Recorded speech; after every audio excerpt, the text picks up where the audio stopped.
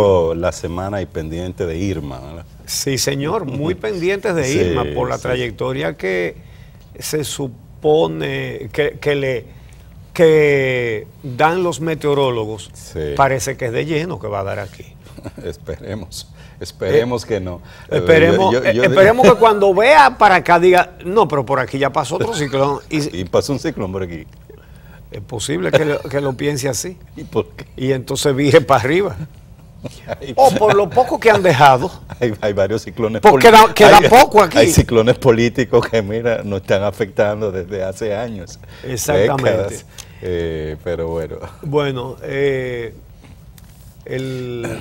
viernes estuve en Santiago en una actividad, bueno, que le llena el corazón a la gente. La fundación del Hospital Homs, del Hospital Metropolitano de Santiago, realiza actividades de recaudación de fondos para realizarles operaciones de altísimo costo a personas que no tienen recursos económicos. Y la cantidad de vidas, han salvado miles de vidas con ese tipo de intervenciones. Cada año hacen 2 y hasta 3 jornadas. Este año llevan 2 y van a hacer la tercera. Y cada vez operan a 60, 80, 90 personas. Vienen médicos de entidades de los Estados Unidos que vienen a dar su trabajo voluntario, especialistas de mucha categoría, con los especialistas de aquí que también regalan su trabajo para salvar estas vidas. Pero el costo de una operación grande no es solamente los honorarios, hay muchos costos. Y entonces recaudan fondos y hacen una cantidad de operaciones. Hay unos testimonios que llegan hondo.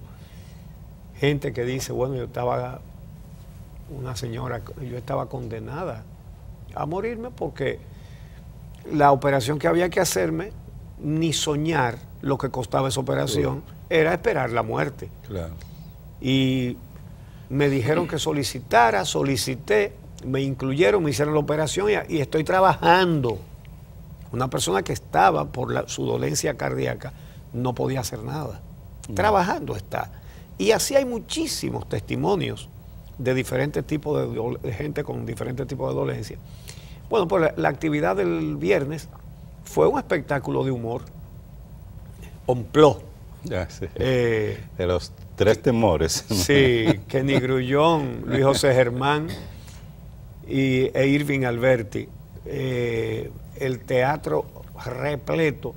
Ah, qué bueno, qué bueno. Y quienes los introdujeron fueron Cuquín Victoria y Jochi Santos. Ay, que por cierto imagínate. recibieron un reconocimiento porque antes, hace como 4 o 5 años, o quizás un poco más, se había hecho también un espectáculo de humor allá con ese mismo fin. Y lo organizó Freddy Veras Goico, el inmenso Freddy Veras Goico. Cuando digo inmenso, no solamente por su dimensión artística, sino también por su dimensión humana. Él organizó el espectáculo, pero él no pudo ir porque ya él tenía su salud comprometida. Y eso fue antes de él despedirse de todos los dominicanos. Y él lo organizó, entonces fueron Cuquín, Jochi y Boruga. Todos ellos regalaron su trabajo en favor de esta causa. Bueno, como lo hicieron Jochi y Cuquín ahora también. Entonces, uno ver la cantidad de personas a las que les salvan la vida con estas intervenciones, repito, de altísimo costo a personas sin recursos económicos. Eso la verdad es que en un país donde uno ve tantas cosas que inducen al pesimismo, esto es un contrapeso formidable. Tú ver una cantidad de gente comprometida, ese voluntariado de la fundación del Hospital Homs, todo lo que trabaja para reunir esos fondos y salvar esas vidas. Un baño de optimismo, realmente. Qué bueno. Bueno, ayer el Movimiento Verde hizo un ejercicio democrático. Los partidos deberían ir tomando nota de este tipo de cosas, ¿verdad? Los partidos que tienen unas cúpulas inamovibles para siempre, que se eternizan ahí. Bueno, pues el Movimiento Marcha Verde hizo una asamblea. Primero hizo un proceso de recabar sugerencias sobre el rumbo que debe tomar ese movimiento. Entonces hizo una asamblea con delegados de, creo que 132 municipios de las 32 provincias. De las 32 provincias. Y todo por consenso, por votación, por mayoría. Entonces, aprobaron un plan de lucha, ¿verdad? Un plan de lucha para intensificar el reclamo de justicia independiente para el fin de la corrupción y el fin de la impunidad. Han dicho que van a seguir las marchas, pero que ahora también van a hacer acciones en barrios, en campos, van a ir a cada comunidad a hacer unas actividades muy interesantes de intercambio con la gente. Y algo muy importante es que le van a explicar a cada persona cuánto es que está poniendo en el Estado, porque la gente no se da cuenta de todo lo que contribuye, todos los impuestos que paga, porque están los precios de las cosas y la gente no se da cuenta de que cada vez que compra algo le está dando al Estado un montón de dinero. Cuando compra arroz, compra aceite, compra huevos, le está pagando un impuesto alto al Estado. O cuando compra un refresco o una cerveza, o cuando paga una entrada en el cine, o cuando... Una llamada, el teléfono, servicio telefónico. Lo que paga de teléfono. Que es todo, está pagando muchísimo dinero, el pasaje, la gasolina, todo. Le está pagando, cada uno le paga un montón de dinero al gobierno. ¿Para qué? Bueno, en todas las sociedades organizadas, la gente paga impuestos para que el Estado le provea entonces servicios públicos, electricidad, agua, transporte, seguridad en las calles, calles en buen estado, en fin, carreteras en buen estado, vigilancia en las calles. Entonces, ¿cómo el Estado le va a dar todo eso a cada dominicano que está pagando impuestos sin darse cuenta, si uno solo va y deposita 27 mil millones de pesos? Bueno. Y eso es uno. Ese es uno. Ya ustedes saben si puede alcanzar para que haya medicinas. Y la gente a la que le compran un voto por 1,000 pesos o por 500 pesos, si supiera cuánto esa misma persona le paga al Estado un impuesto, le daría una carrera al que le vaya a ofrecer 1,000 pesos. Pero una carrera, ¿eh? Sí.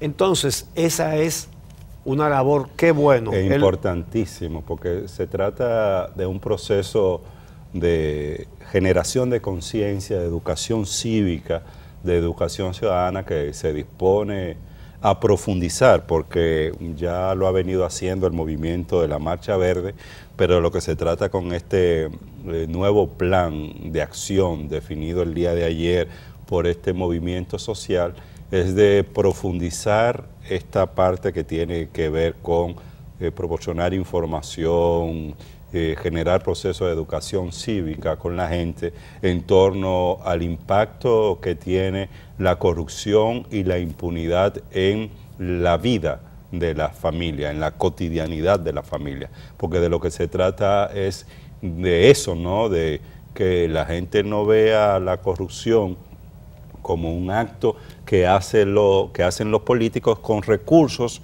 que son del Estado, es decir, que no son de nadie. Y mucha gente supone que pues, eso son dinero del Estado, eso Eso no tiene nada que ver conmigo. No tiene nada que ver conmigo. Entonces, y tiene que ver en esas dos direcciones. En la primera dirección, en el sentido de que quien aporta esos recursos fundamentalmente es el pueblo a través de sus impuestos que da al Estado, que proporciona al Estado el dinero para que ese dinero sea bien invertido. Pero también lo sufre por otra vía, y es que esos recursos de que dispone el Estado cada año, que deberían ser bien invertidos en políticas públicas que mejoren las condiciones de vida de la gente, pues se desvían esos recursos, porque son recursos que deberían estar siendo invertidos en mejorar la calidad de la salud, por ejemplo, en la República Dominicana, o el tema de la seguridad ciudadana en términos generales, y no se emplean. Entonces, pues es muy importante que la gente defienda, se movilice, presione para que los recursos públicos sean bien administrados. El dinero que se lleva la corrupción en todas sus manifestaciones, porque la corrupción tiene muchas caras y tiene muchos métodos. Están los desfalcos, están el cobro de sobornos para perjudicar al Estado. Están las botellas. Mira esa señora, la mamá del muchacho que mató a la jovencita. Marlene Martínez. Era una botella, porque era candidata a diputada del PRD, perdió, entonces hay que darle un sueldo. Ajá. Hay que ponerle la nómina pública con el dinero que paga usted por todo lo que usted compra. Entonces... Están los contratos que firma el Estado. Pero tenemos ya casi medio ciento de vicecónsules en Nueva York. Ajá. Y el Departamento de Estado reconoce solamente a 2.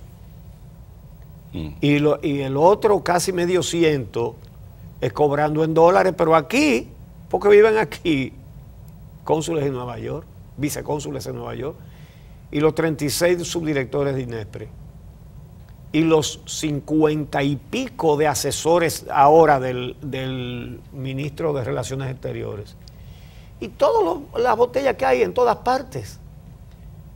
Entonces, todo eso, si usted no se había dado cuenta, lo paga usted. Y eso es lo que el Movimiento Verde va a ir ahora, a barrios y a campos, a hablar de manera directa con la gente. Sí.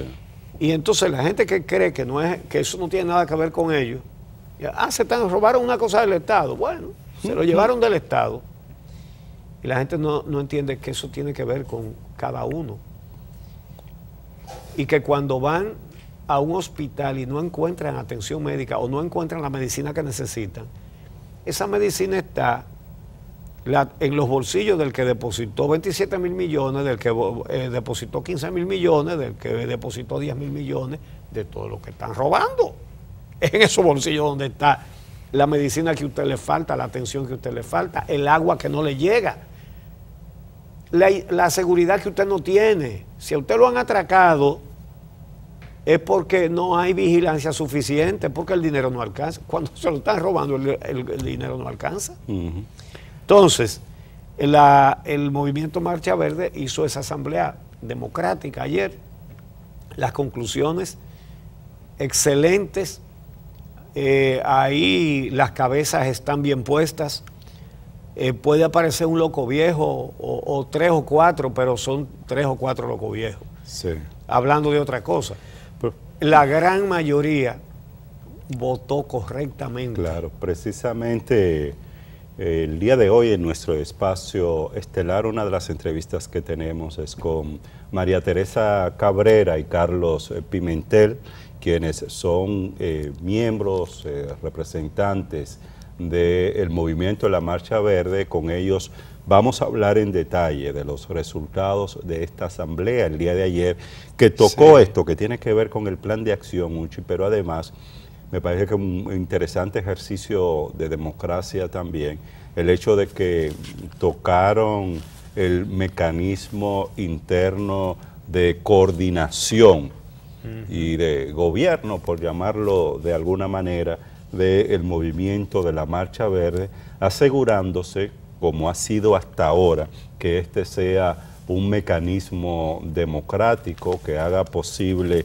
la coordinación en la diversidad, porque una de las características del movimiento de la Marcha Verde es esa diversidad de actores, de organizaciones en todo el territorio nacional, que es muy difícil el poder mantener niveles de coordinación entre grupos tan distintos, grupos que tienen agendas quizás diferenciadas en términos de a cuáles temas le dan prioridades, pero que existe un tema, que es el tema de la impunidad, que hace posible esa convocatoria y esos niveles de coordinación entre estos distintos grupos, y al mismo tiempo que esta coordinación sea una coordinación descentralizada, que permita que a nivel local la representación del movimiento de la Marcha Verde pueda llevar a cabo, generar acciones, integrar demandas propias de sus comunidades, enlazada o articulada por este tema de la impunidad. Pero los detalles los vamos a conversar con María Teresa Cabrera y Carlos Pimentel, ¿no? Por otra parte, el país sobrecogido por una tanda de asesinatos de jovencitas. Y quiero recomendarles que lean un trabajo que publica el Listín Diario de hoy, con estadísticas sobre la cantidad de menores de edad que mueren asesinados en nuestro país. Según esa recopilación que hace el Listín, que incluye los años completos de 2014, 2015, 2016 y este medio año hasta junio de este año, ¿no? Son 3 años y medio. Y dice que en ese tiempo han sido asesinados 567 menores de edad. La mayoría de los asesinados son varones, pero hay muchas jovencitas entre las víctimas. En muchos casos son personas de su mismo entorno familiar o parejas quienes cometen estos asesinatos. El promedio, 141 menores asesinados cada año. Señores, eso es un asesinato que cada 2 días y pico. Sí, si no es alarmante. Cada 2 días y pico matan, asesinan a un menor de edad en este país. Eso es parte del auge de la delincuencia y nos viven diciendo que eso es una percepción. Pregúntenle la percepción a 141 menores de edad muertos cada año en los últimos 3 años y medio. Entonces, en este año van 74.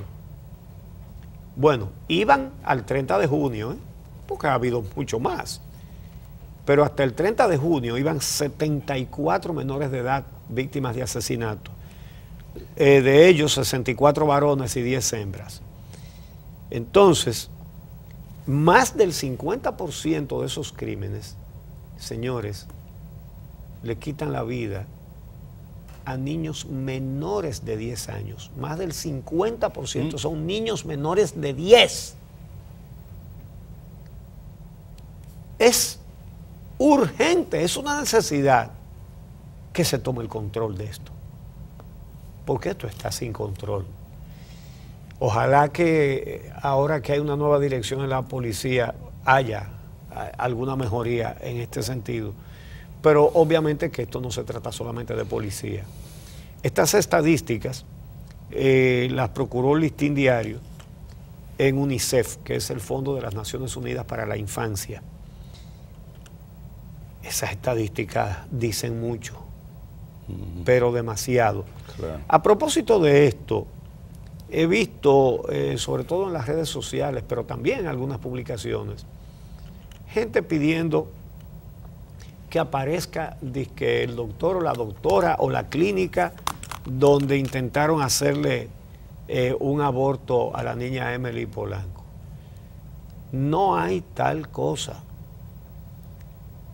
Marlon Martínez, el asesino de Emily Polanco, actuó solo en el asesinato mismo. En el apartamento de su madre, desde que él entró con Emily viva y salió con su cadáver en un saco, solo estuvieron ellos dos ahí. Eso está establecido. Mucha gente se confunde porque es evidente que hubo una tentativa de aborto, pero fue él mismo que lo hizo. Esos detalles no se pueden dar, pero fue él solo.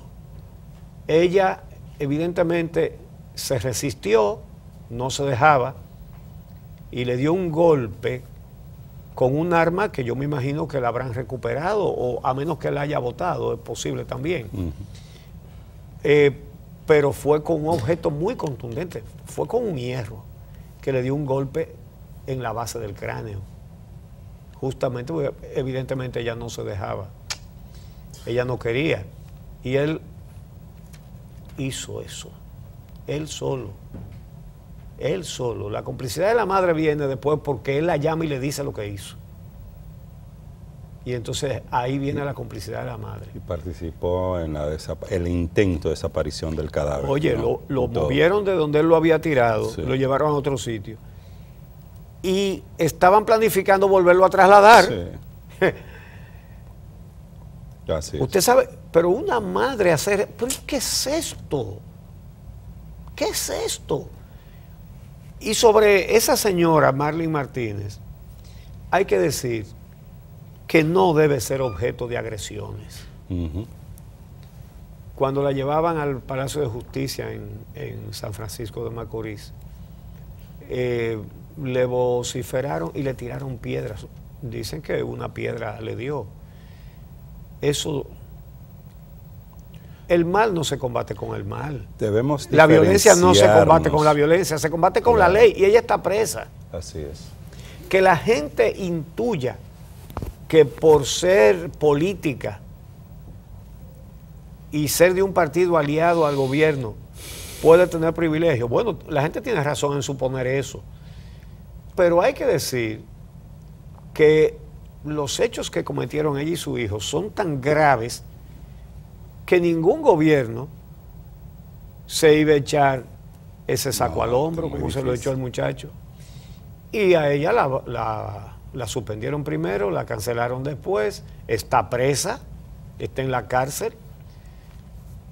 Y a propósito de la cárcel, muy bien que las autoridades le dijeron que tiene la garantía de que las otras presas ni siquiera le van a insultar. Parece que ellos prepararon eso. Muy bien. Y también muy bien que le den atenciones médicas. Eso sí, ojo, que aquí el que tiene un chin de poder y cae preso inmediatamente enfermo, y eso es clínica. Es a vivir a una clínica. Y eso no puede ser, ni debe ser. Eso sí es verdad que la gente no debe tolerarlo.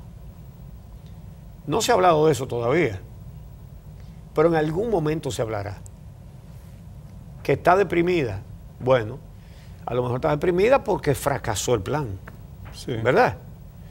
Y los especialistas que necesite pueden atenderla en la cárcel sin ningún problema, en la cárcel de Rafey, donde se encuentra. Y el papel de la comunidad es estar pendiente, pues yo creo que sí, que es muy importante, como lo ha venido haciendo San Francisco de Macorís y la sociedad toda, pendiente de este caso, desde el periodo en que no se sabía dónde estaba Emily Peguero, hasta que se haga justicia al final del mismo, y con los métodos que ha venido usando antes de esa agresión a la que tú haces referencia, que es la realización de vigilia, de caminatas, como ha estado haciendo la comunidad, y esa es la mejor forma de expresar la preocupación que tiene y el interés que tiene la comunidad de San Francisco de Macorís de que en este caso se establezcan las sanciones del lugar.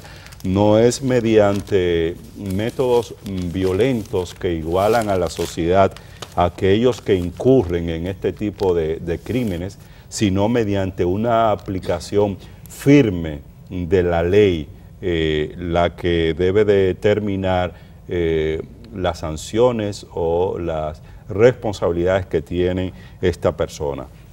El Ministerio Público ha estado indicando que está evaluando, revisando, investigando a todos aquellos que posiblemente hayan participado de este hecho lamentable y que está en la búsqueda de las personas que fueron utilizadas para mover el cuerpo de Emely Peguero, para intentar desaparecerlo. Y bueno, la justicia ahí va a determinar toda aquella que de alguna manera tuvo que ver con este lamentable caso que, reiteramos, ha consternado a la sociedad dominicana. Mira, una de las cosas más impactantes fue lo que presentamos aquí el viernes o el jueves. El viernes. Bueno, creo que lo presentamos tanto el jueves como el viernes, de la rueda de prensa que convocaron la señora Emely Martínez y su hijo, como Marlin Martínez y Marlon Martínez.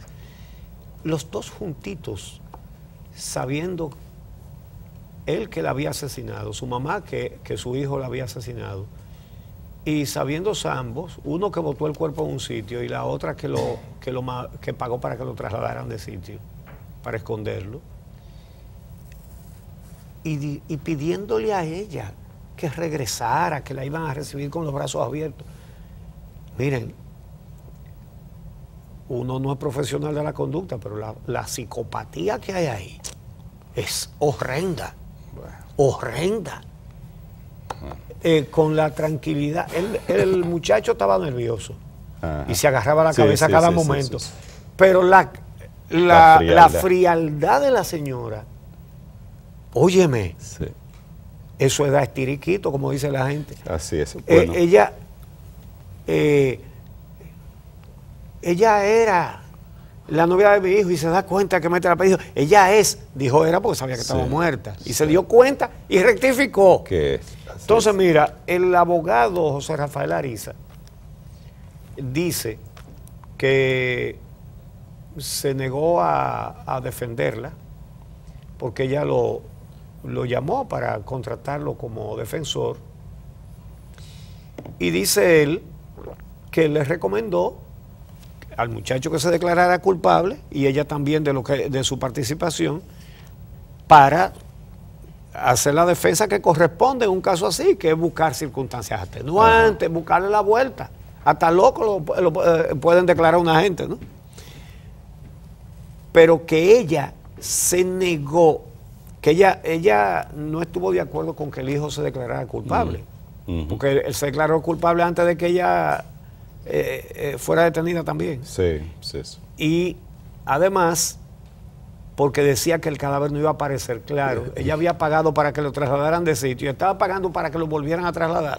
Y que si no aparecía el cadáver no había caso. Que no había caso. Y por eso que otro de los abogados dice eso. Ajá.